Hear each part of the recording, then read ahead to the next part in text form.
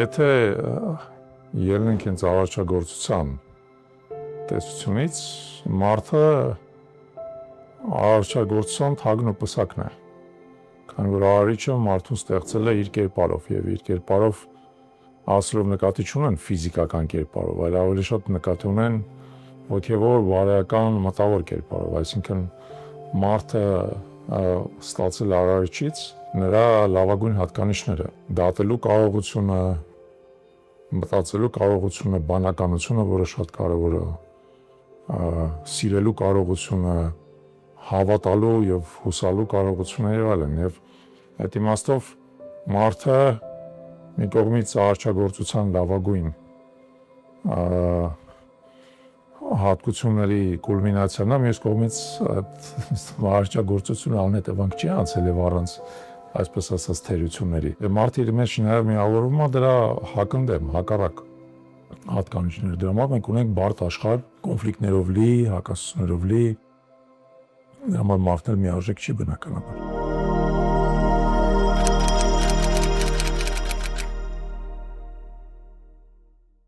Մարդը պետք է գտնի իր կոչումը։ Գուցե առաքելությունը մենք շատ մեծ բան է, այդպես տարողանակ հասկացություն, բայց մարդը պետք է գտնի իր կոչումը։ Ես ինքս համարում եմ, որ կյանքից նախորդ փուլում, երբ որ խնդիրներս ավելի շատ կապված էին պրոֆեսիոնալ հաջողության եւ ընտանիք ստեղծելու հետ, ես իմ կոչումը գտա։ Եվ հասա պրոֆեսիոնալ հաջողության եւ ընտանիք ստեղծեցի եւ հանրային եղանակություն ձեռք բերեցի, հայ որոշակի նաեւ մարդկային ռեպուտացիա եւ այլն։ Բոլորը պայմանավորված են նրա հետ, որ եթե դու քո կոչումը ճիշտ ես գտնում կամ գոնե մոտավոր ճիշտ ես գտնում, դու կյանքում գտնում ես քո տեղում։ Դու ուրիշի տեղը չես զբաղացնում, դու իզուր տեղը չես վատնում, այն մեր ասած օդը որը շնչում ես, հա, եւ առաջ չի տված հենց ժամանակը եւ տաղանդը, դու անում ես այն, ինչը քո մոտ լավագույնը սա ստացվում, ստանում ես լավագույն արդյունք, այդ արդյունքը մարդկանց որոշակի բարիք է պարգևում եւ դու էլ այդ բարիքը վայելում ես բնականաբար։ Կյանքի ես փուլում, երբ որ ես մտել եմ հանրային գործունեության մեջ, քաղաքական գործունեության մեջ ինչ-որ չափով, այդ կոչման հələ փնտրտուքի մեջ եմ ինչ-որ չափով։ Ես պետք է կարողանամ մինչև վերջ ճիշտ հասկանամ, ի վերջո հենց նույն արարիչը ինչի համար է ինձ պատրաստել, որ մեծ խնդիրն է, որ ես պետք է լուծեմ, որը լուծումը իմ կոչումն է։ Եվ ես այտենց փորձում եմ դա շոշափեմ եւ մոտենամ դրան, հուսով եմ, որ կմոտենամ, բայց այդ իսկապես շատ կարևոր է։ Շատ կարևոր է, որովհետեւ եթե դու չես լուծում այդ խնդիրը, ինչ-որ իմաստով կյանքդ էլ ապարդյուն ես ապրում, որ ամենաահավորն է։ Ամենաահավորն է, ավելի լավ է լինես աղքատ, ավելի լավ է լինես հաշմանդամ, ավելի լավ է, չգիտեմ, հիվանդ, քան թե կյանքդ ապարդյուն ապրես։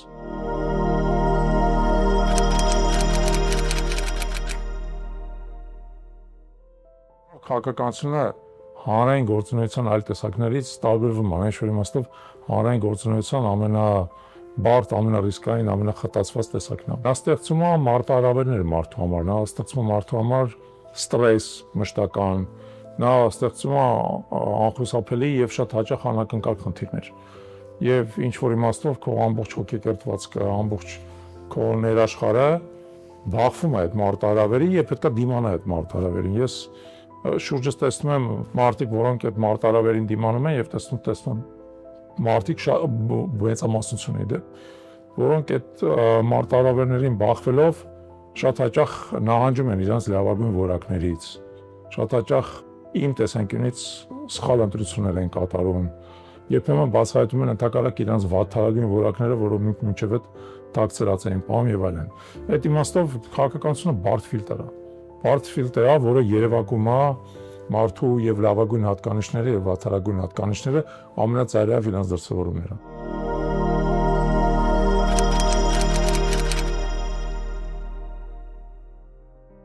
Իմ համար շատ ցավոտ հարց է, այն իմաստով, որ չասեմ ով է դա ասել, այդ մարդը հիմա Բաքվի բանտում է գտնվում։ Ինձ ինքը մի անգամ ասաց դու Փաշինյանն հետ չես կարող մրցել, ասի ինչու, ասաց ինքը հանգիստ սուտ է խոսում, դու չես կարողանում սուտ խոսել։ Եվ թեև ինքն էլ հաճախ սուտ էր խոսում այդ ասողը, էլի, բայց այդ ասացի մեջ, քանի որ այդպես ներ միջավայրում էր, կարծում եմ, որ ճշմարտություն կար որոշակի, եւ իսկապես այն դաստիարակությունը, որ ես ստացել եմ, ահա որ իմ համար բարդացնում է այդ պահը, երբ որ դու գալիս ես ու հասկանում ես, որ դու գուցե ոչ թե սուտ պետք է խոսաս, մի քիչ պետք է գունազարդես, մի քիչ պետքա ճշմարտության ինչ-որ ասպեկտները քողարկես, մի քիչ պետքա ավելի ծանրակշիռ ներկայացնես այն ինչ-որ բարենպաստ է եւ պակաս ծանրակշիռ այն ինչ-որ ոչ բարենպաստ է եւ այլն, այսինքն դու ոնց որ մի քիչ չորը թացի հետ պետքա խառնես, իմ մոտ ամեն անգամ այդտեղ ոնց որ սայթակում է տեղ ունենում, շատ դժվար է, ես երբ որ հասնում եմ այդ կետին, այնուամենայնիվ ասում եմ ճշմարտությունը, ես եկել եմ նաեւ այն հետեւությանը, որ շատ հաճախ այն մարդը, որ ունկնդրում է քեզ, գերադասում է քաղցր սուտը դառը ճշմարտությունից եւ դա շատ ծանր բան է քաղաքականության մեջ, երբ որ դու գիտակցում ես դա, դու հասկանում ես, որ դու հաճախ ուղղակի պայքարում ես անհամաչափելի գերակշիռ ուժի հետ։ Այդ սովորությանը, որ ավելի լավ է քաղցր սուտ լսենք, հաստատ է դառը ճշմարտություն, իսկ դու ստիպված ես ճշմարտությունն ասել եւ հաճախ ճշմարտությունը այո դառնա։ Մեր իրականության մեջ քաղցր ճշմարտությունը շատ քիչ է։ Շատ են ավելի շատ քաղցր ստերը։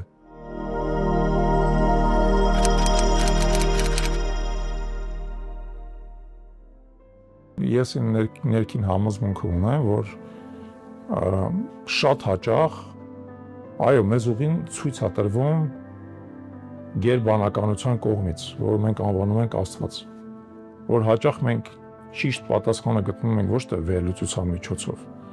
այլ ինչ-որ իմաստով գերբնական ուժի հետ հաղորդակցության։ Եվ մարդը պետք է կարողանա այդ հաղորդակցության մեջ մտնել։ Եթե նա անընդհատ այո վազվզում է, անընդհատ ինչ-որ տենց ներքենցաղային խնդիրներով ծանրաբեռնված, նույնիսկ ծանրաբեռնված մտածելով, վերլուծելով եւ այլն, ինքը չի կարող մտնել այդ գերբնական ուժի հետ կոնտակտի մեջ, չի կարող, որովհետեւ զուտ կենսաբանորեն մեր մոտ ուղեղի տարբեր մասերն են դրա համար աշխատում։ Մեր ուղեղը պետք է դիտարկել որպես երկակի ֆունկցիա իրականացնող օրգան, նա մի կողմից վերլուծական ֆունկցիաներ է իրականացնում, իսկ կողմից նա ռադար է, այսպես ասած։ Նա ընդունիչ է, որը տիեզերական ճառագայթման հետ միասին ընդունում է այդ համաշխարհային ինֆորմացիան։ Եվ դու պետք է կարողանաս մեր ասած այդ ռադարը համապատասխան կարգավորման բերես, որպեսզի այդ ինֆորմացիան անոն, եթե քո ուղեղի մնացած մասն է աշխատում, այդ ռադարը այդ ընթացքում քնած է, ինքը չի աշխատում։ Դու պետք է կարողանաս ռադարը միացնես։ Բայց որպեսզի ռադարը միացնես, պետք է կարողանաս մնացածը անջատես։ Դրա համար արևելյան այդ բոլոր բաների մեջ, ուսմունքների բաների մեջ շատ կարևոր է մեդիտացիան։ Քրիստոնեության մեջ շատ կարևոր է աղոթքը։ Եվ մեդիտացիան եւ աղոթքը դա ըստ էության աստվածային ուժի հետ հաղորդակցվելու ձև է։ Դու պետք է կարողանաս քո ներաշխարհը սինխրոնացնես արտաքին աշխարհի, արտաքին գերբնական ուժի հետ։ Այդ դեպքում դու սկսում ես այդ ուղերձները ստանալ եւ այլ, հաճախ ինքդ չես հասկանում ոնց է տեղնում, բայց եթե քնում ես առավոտը զարթնես, մեկ էլ ամբողջ պատկերը համար պարզ է դառնում, զարմանալի կերպով։ Բոլոր պատասխանները քեզ գիշերվա ընթացքում գալիս են, իմեջ շատ է տենց եղել։ Ես դա ասում եմ ոչ թե ենթադրաբար, այլ որովհետև իմ մոտ շատ հաճախ պատասխանները հենց այդպես են գալի, ոչ թե վերլուծելու, այլ հաղորդակցվելու միջոցով։ Հիմա ինչպես պետք է անի արդեն ես ասացի, պետք է կարողանան մնացածը անջատի եւ իր ամբողջ ներաշխարհը կենտրոնացնի Աստծո հետ հաղորդակցության վրա։ Դա ընդհանրապես ասած, ասեմ ձեզ, հեշտ չէ, պետք է սովորել դրան։ Դա երկար սովորելի բան է, բայց անհնար չի։ Դատելով նրանից, որ մենք ունեցել ենք սրբեր, որ մենք ունենք մարդիկ, օրինակ նաև օրինակ բուդդայական այդ վանքերում, որոնք հարյուրավոր տարիներ են ապրում եւ այլն, այդ տեզերական էներգիայից սնվելով։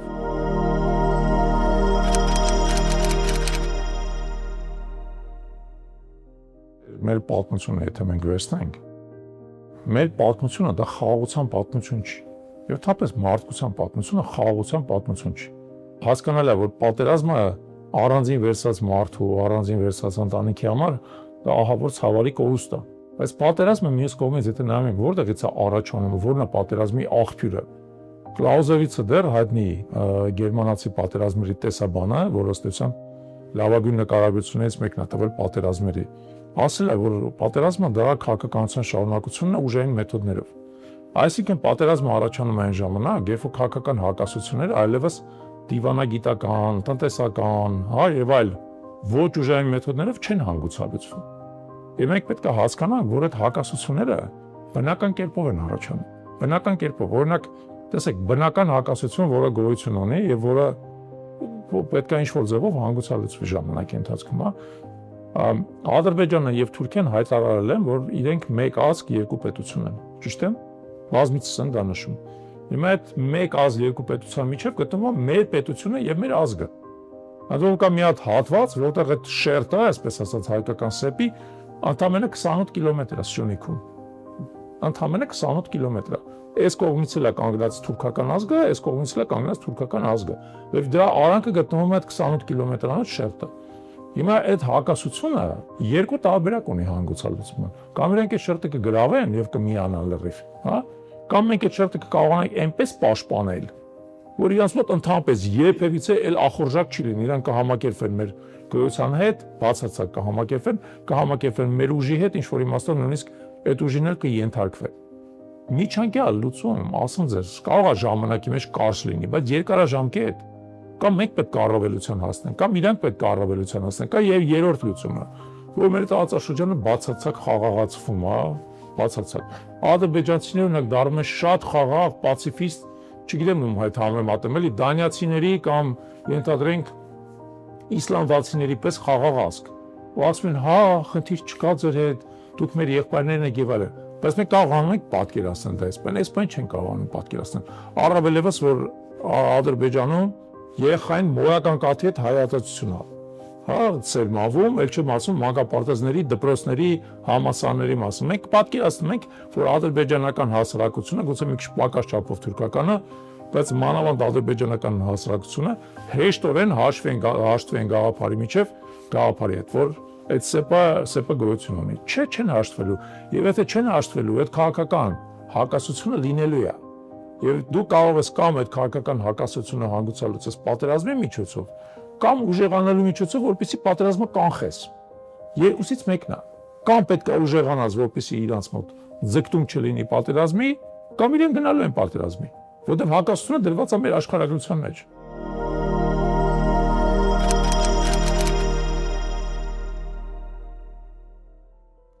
Բնական է, հա, որ իմ տարիքում, երբ որ այդպես առաջի կես դարի արդեն անցել ես կյանքիդ եւ մի քանի սերունդ կողքդ ընկերներ են գնացել եւ եկել, ոմանք մնացել են, ոմանք հեռացել են եւ այլն, հա, պարզ սահմանումը կարող է լինել են, որ այդ մարդն, որ այդ դու որոշակի ընդհանրություններ ունես, որ այդ դու ունես զգացմունքային որոշակի կոմֆորտ, հա, որ դու կարող ես հաց կիսել, գործ անել, ճանապարհ գնալ, պատերազմի գնալ, միասին վտանգի ենթարկվել, միասին գնալ ինչ-որ ռիսկային բաների, չգիտեմ, ենթադրենք օրինակ սար բարձրանալ, հա, կամ սևանալ, լողալով հասնել եւ այլն։ Կարող ես ավելի նեղ սահմանում տաս ընկերության, որ այդ այն մարդն է, որի հետ, այո, դու կգնաս հետախուզություն, որին դու անվերապահ վստահում ես, որի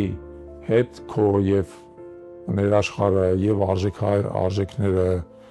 եւ շահերը ինչ որ իմաստով շատ ուժեղ ներդաշնակեցված են։ Դա ընկերության շատ նեղ սահմանում է, այտենց ամեն մարդ կարող է 1, 2, 3 ընկեր ունենա, որոնց հետ այդ կարգի սերտաճած է։ Բայց եթե այտենց տալիս ես առաջի սահմանումը, որ ավելի այտենց մեր սահմանումը մեղմացած եւ այդքան պահանջկոտ չի էլի, որ հետո կարող ես հարյուրավոր ընկերներ ունենաս, որովհետեւ կյանքի ամեն տարին քեզ հնարավորություն է տալիս որոշակի ընտրություն կատարել։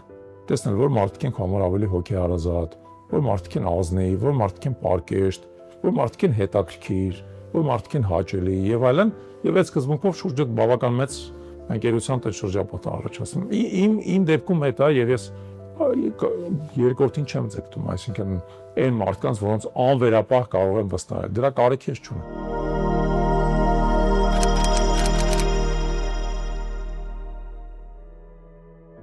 Ես ներքուստ ունեմ այս զգացողությունը, որ այն 7 մահացու մեղքերը, որոնք նկարագրված են, հա, քրիստոնեական դավանաբանության մեջ, այդ 7 մահացու մեղքերը ցավոք մեր հասարակության մեջ շատ լուրջ տարածվածություն ունեն։ Նախանձությունը, ագահությունը, զայրույթը, մեծամտությունը, իմիջած որը կոչվում է հպարտություն, համարվում է համար 1 մեղքը։ Մեր երկրում հպարտությունը այնքան համատարած տարածված է, մարդիկ հպարտության ավանդակ նույնիսկ այսպես կոչված հեղափոխություն են, չէ՞, բոլորին անվանել են հպարտ քաղաքացիներ եւ այլն, երբ որ քրիստոնեական դավանաբանության մեջ այդ հպարտիները մեղք է համարվում։ Դա նշանակում դու գոռոզ ես, որ նշանակում մեծամիտ ես եւ այլն։ Հիմա իմ համար երկրորդ կարևոր բանը առաջին ազնվությունն է, բայց երկրորդ կարևոր բանը բնականաբար նրանն է, որ այդ մարդու մոտ այդ մեղքերը հնարավորինս քիչ արտահայտված լինեն։ Մարդը նախանց չլինի, ագահ չլինի, ոգրամոլ չլինի, նյութապաշտ չլինի, սառնասիրտ լինի, այսինքն ինքը անընդհատ զայրույթով չառաջնորդվի։ Եթե լուրջ խնդիր ա, շուրջս կան մարդիկ, որ պարբերաբար բռնկվում են եւ իրանց զայրույթը կարող է դառնալ, ասենք իսկապես ողբերգության պատճառ, ողբերգության։ Դե մարդիկ մինչեւ չեն գիտակցում, թե ինչպես 1 տարեկան քանի զոհ ենք տալիս զայրույթի։ Երբ որ երիտասարդները գալիս են, ասենք, եւ իրանց մոտ վիճաբանությունը վերածում է դանակահարության կամ հրազենով կրակոցների եւ այլն, ասենք մարդիկ են զոհվում արդյունքում։ Եվ դեռ ինքում զայրույթն է, մահացու մեղքը։ Իսկ եթե մենք քրիստոնյա ենք, մենք պետք է մեր զայրույթը կառավարենք։ Մենք պետք է ճնշենք մեր զայրույթը, իսկ ավելի մեծ իմաստով պետք է ընդհանրապես չզայրանալ։ Բացարձակ դժվար է ասել, ես ին վրա չեմ կարող վերցնել այդպիսի մեղք ասել, որ բոլոր մեղքերից ազատվել եմ, բայց առնվազն ձգտում եմ հնարավորին չափ նվազեցնել այդ մեղքի դոզանը իմ վարքագծում։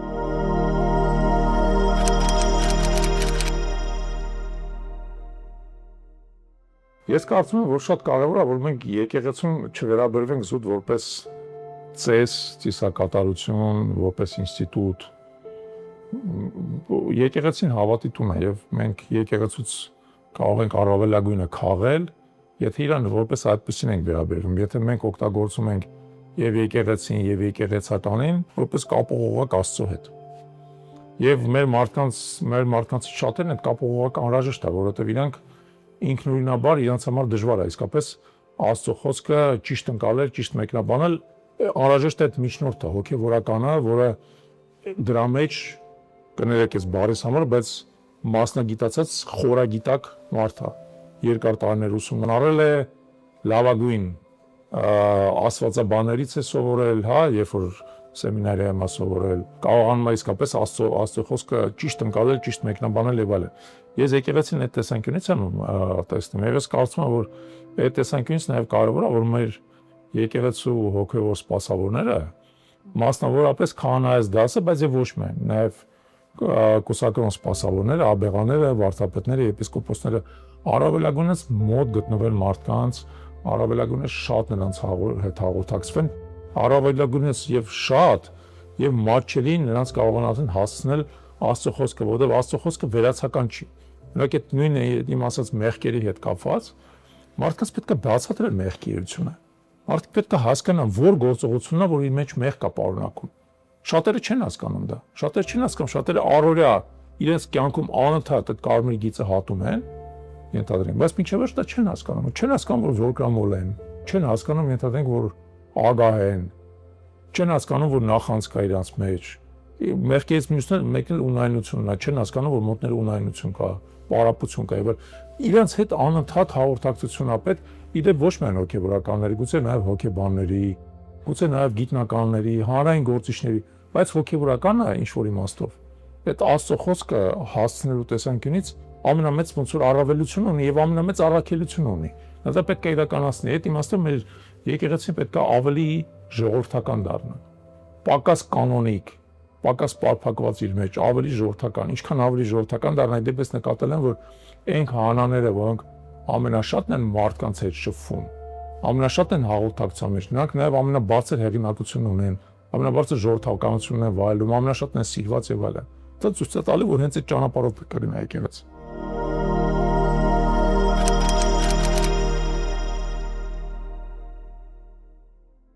Մենք երբեք մարդ չենք սպանի, երբեք։ Ավելին ձեզ ասեմ, եթե նույնիսկ տեսնեմ, որ ինձ են սպանում, կնախադրեմ զոհվեմ, բայց ինքս մարդ չսպանեմ։ Եթե իհարկե մարտական վիճակում չենք, էլի պատերազմում չենք եւ այլն, պատերազմը մի քիչ իրավիճակ է։ Դա կարևորագույն կարևոր գիծ։ Երբեք չեմ գովանա, երբեք չեմ ստի, երբեք չեմ դավաճանե, երբեք։ Դրա հետևանքները իմ համար հասկանալ են։ Դու մի անգամ այդ կարմիր գիծը հատում ես, այդ Ռուբիկոնը այսպես կոչված, եւ կամուրջները այրվում են այդ Ռուբիկոնի վրա եւ դու նահանջելու տեղ չունես։ Քո կյանքը վերածվում է դժոխքի։ Մի անգամ դու դավաճանեցիր, ոչ մի աշխիք չունես, որ քեզ չեն դավաճանի։ Մի անգամ ստեցիր, ոչ մի աշխիք չունես, որ շուրջդ անընդհատ սուտ չի լինի։ Մի անգամ, ասենք, վախեցար, փախար, ոչ մի աշխիք չունես, որ կողքդ ուրիշները կկանգնեն եւ այլն։ Դրա համար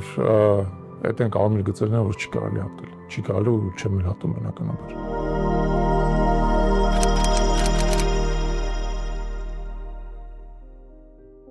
Չեմ կարծում, որ կա մի ընդհանրական հայ մարդ։ Հայ մարդիկ տարբեր են, շատ տարբեր են, իմիջիայլոց մեր ազգը շատ բազմազան եւ բազմաշերտ է, ապրում է ամբողջ աշխարհում, կրթական իմաստով, իր հոգեվոր ներաշխարհի իմաստով էլ մարդիկ շատ տարբեր են։ Դա համար չեմ կարծում, որ կարող եմ միասնական մի բան ասեմ հայ մարդուն, բայց թերևս կխնդրեմ յուրաքանչյուր հայ մարդուն մտածել իր հայրենիքի մասին։ Դա, եթե հիշում եք, Զորավոր Անդրանիկի խնդրանքն է։ Երբ որ ասում էր, որ արտանում ես, կամ չէ, որ գլուխը դնում ես բարձին, ավելի ճիշտ է, որ գլում ես մտածիր հայրենիքի մասին։ Այդ մի բանը երևի կարելի է յուրաքանչյուր հայ մարդու խնդրել,